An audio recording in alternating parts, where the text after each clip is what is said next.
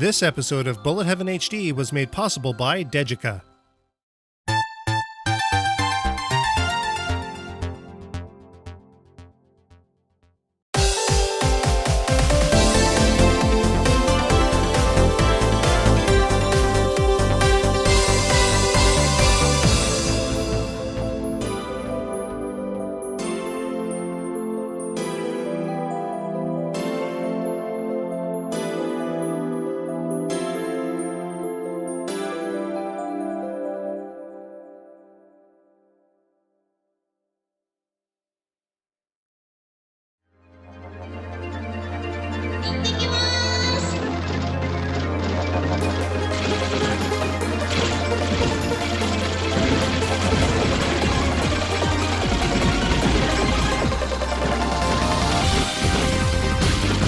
In episode 79 of Bullet Heaven HD, we took a look at Mushihimesama Futari version 1.5 for the Xbox 360.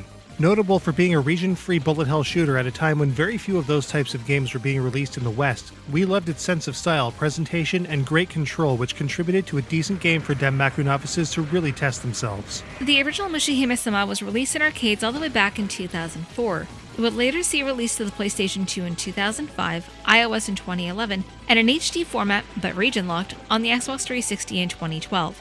However, international shmup fans now have a chance to play a fully localized version on Steam, thanks to the fine folks at Dejica. How does the original entry to Mushihimesama fare on PC? Let's take a closer look.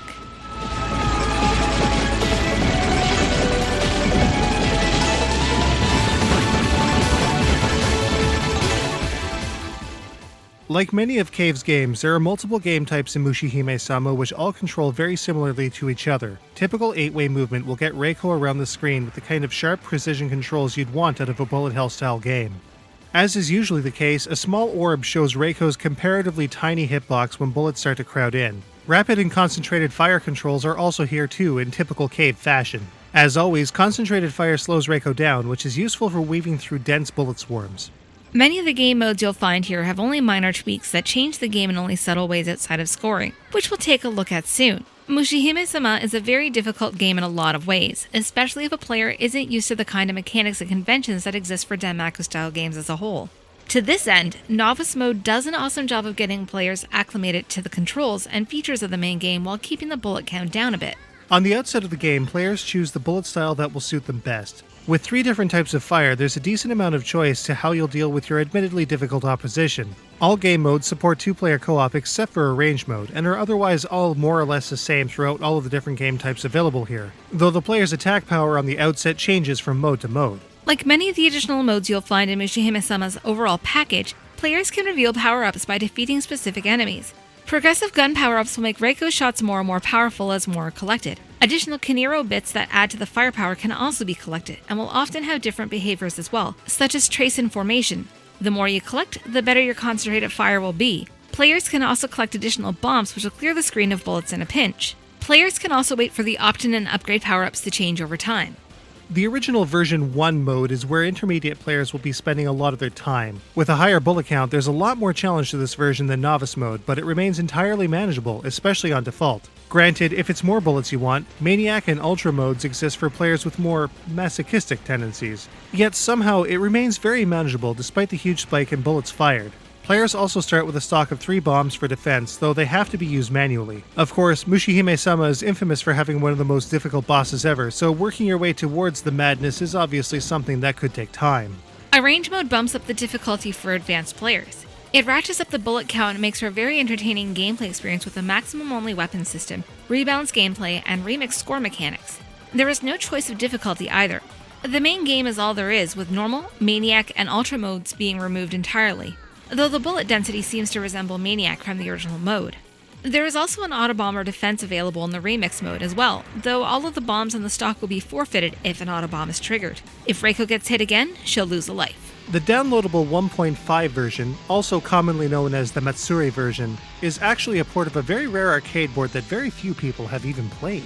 This version of the game features a choice between standard and maxed out weapon systems that lets players wreak some serious havoc on their enemies. However, if a player chooses max power, their foes will also fire more bullets in response. Weapon power drops still exist in the maxed mode, but only contribute to bonus score. An auto-bomber function also exists in 1.5, but only in the max power mode. Players also only start with one single bomb. Otherwise, the auto-bomber is set to off with a stock of 3 bombs with manual use for defense. More bombs can be collected in this mode as well. Just like on Novice and Original, Normal, Maniac, and Ultra modes also exist, with Ultra just going flipping nuts with bullets at all times. Once again, in all cases, the controls are stupid sharp in all of the modes of play here. Whether via digital control on a pad like the Hori Gempad EX, or the analog sticks on the Razer Sabertooth or Steam controllers, movement is sharp and precise no matter what the input.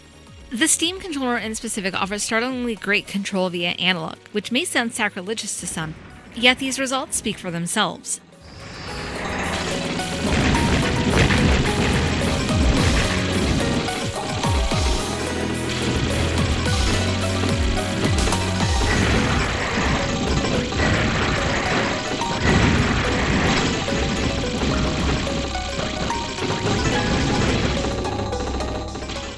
There are also a number of options available to fine-tune the gameplay in Mushihimesama as well, including the scores, by which extends are granted, variable difficulty, and life stock. Each game also has training modes for practice, with the exception of Novice.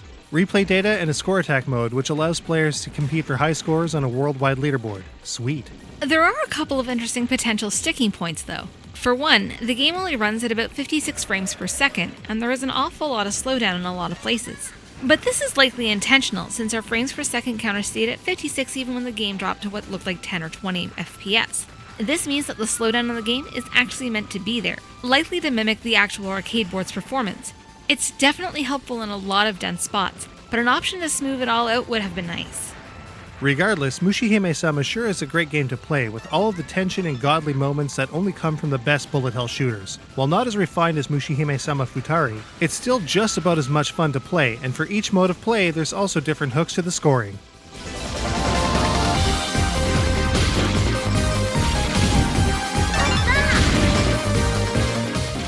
There are all kinds of core methods to get your score up in Mushihimesama's 4 modes of play, but mainly collecting amber bits from fallen enemies will boost a player's kill score with a modifier indicated in the top left-hand corner of the screen. Well, in most cases anyway.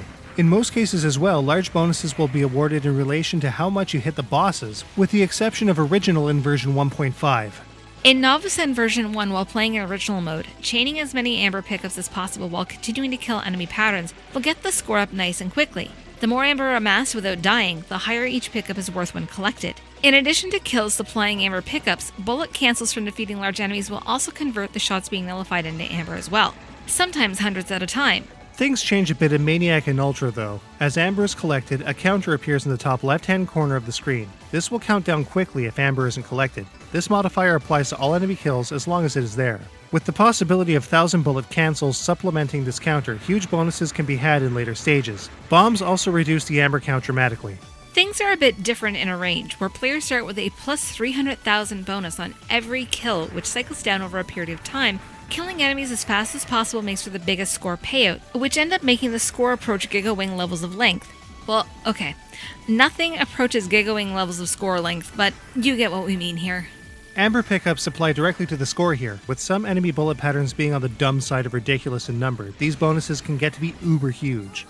In addition to the possibility of changing their formation, Kiniro options also reward players with a multi-thousand point bonus. In the Matsuri version, the scoring changes up again.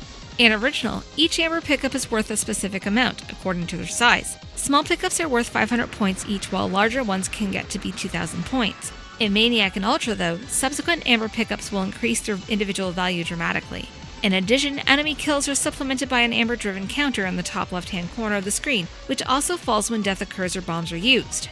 But that's only with the regular fire option. When max power is chosen, a counter appears where the amber bonus would be. This counter will gradually rise so long as death doesn't occur or bombs aren't used. The higher the counter, the more amber is worth as you go along. In Maniac or Ultra, both amber and enemy kills will greatly boost the bonus counter and apply to each enemy kill. Amber value also increases per pickup as well, but while using a bomb only drops your bonus counter slightly, death will reduce it dramatically. At the end of every single stage, regardless of mode, a tally of all amber drops will be displayed to contribute to a stage end bonus. If a player can get through the stage unharmed, a Noma's bonus is then applied, with larger bonuses for consecutive stages survived death-free. There are so many different ways to attack the scoring in Mushihimesama, a whole video could really be devoted to the finer points of the scoring in particular. With score attack options available for each and every one though, players will be hard-pressed not to find a method that resonates best with them to test their mettle on the worldwide leaderboards.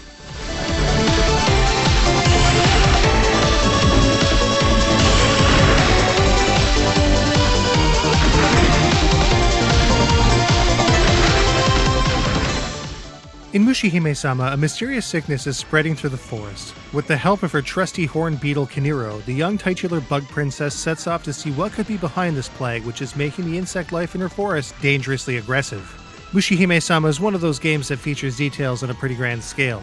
Mushihimesama Futari may be the show stealer with an absurd amount of visual clout, but the original isn't especially far behind either. Mushihimesama has a more muted color palette for its backgrounds, making enemy shots stand out even better than a lot of other games like it.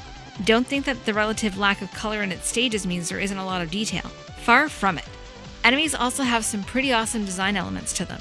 Single-sprayed and multi-segmented insects abound, with most, if not all, being clearly and smoothly pre-rendered.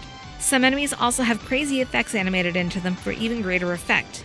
The giant bosses in Mushihimesama are definitely a sight to behold, and some of the bullet patterns are downright mesmerizing. Once again though, there's a lot of slowdown in specific places which, while helpful, may not agree with some players. However, once again, this slowdown is 100% intended, as our capture software was still capturing a solid 56 frames per second as it happened.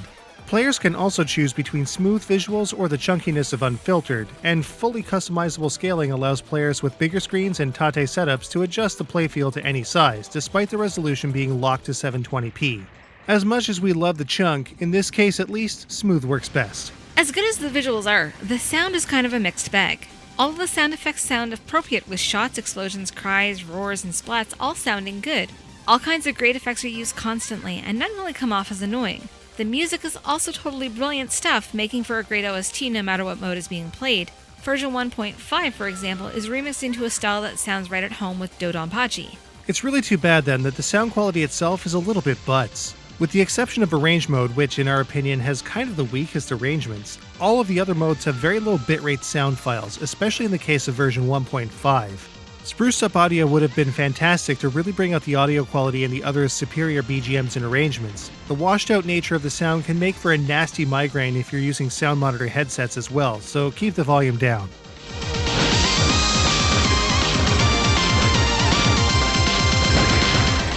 The UI and the overall package is well thought out and easy to navigate, with nothing to confuse players as to what each selection is for. The arrangement on the game select screen is also one of our favorite pieces in the whole package. Rounding out the Steam release are Steam achievements, which add a decent amount of replay, full controller support, Steam cloud saves, and of course, Steam leaderboards. It all comes together to make an essential bullet hell experience for PC gamers. But how does it stack up? Let's take a look.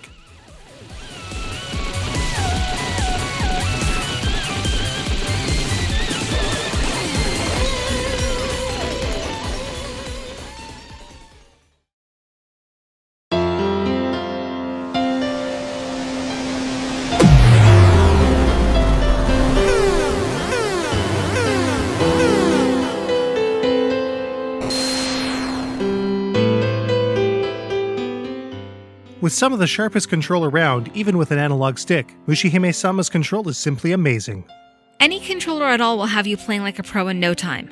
Some of the most difficult bullet hell gameplay is yours to challenge in Mushihimesama. If you want to. Novice modes allow for newbies to get in on the fun too.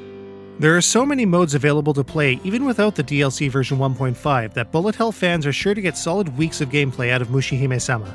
Players will definitely spend a decent amount of time finding the best mode for them. Our picks go to Novice and Arrange. Mushihimesama has some really cool looking visuals, but they are definitely not as polished as Mushihimesama Futari would later be. Regardless, amazing animation and awesome design oozes, sometimes almost literally, from this game. One of the better OSTs to come from a cave game, Mushihimesama narrowly beats Futari in terms of composition. So it's kind of a shame that the bitrate for many of the tunes here, especially in version 1.5, make for a very washed out sounding audio presentation. Ouch. There's just no denying that Mushihimesama paved the way for great things to come in the future. While not as polished as its obviously superior successor, Mushihimesama has features that make it worth playing regardless. Mushihimesama is definitely a must-have for fans of bullet hell style shooting games. Its wide availability and comparatively excellent pricing makes it one that even players curious about bullet hell to begin with should be definitely looking into. Mushihimesama gets a 4.5 out of 5. You can get a copy of Mushihimesama on Steam today for $20 US. For another 5, the previously insanely rare version 1.5 can also be yours as DLC. With pricing so comparatively better than any other version, anyone at all can get in on Mushihimesama's great gameplay.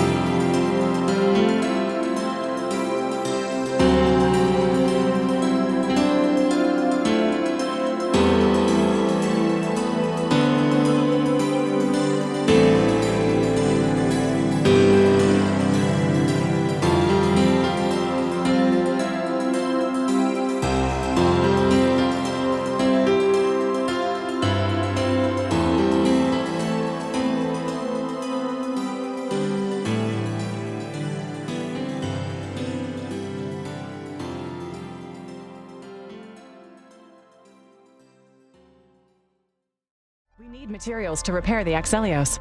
Okay, what sort of materials? Metal. Any scrap metal, really. Between Crash and our crew, we can make anything out of scrap.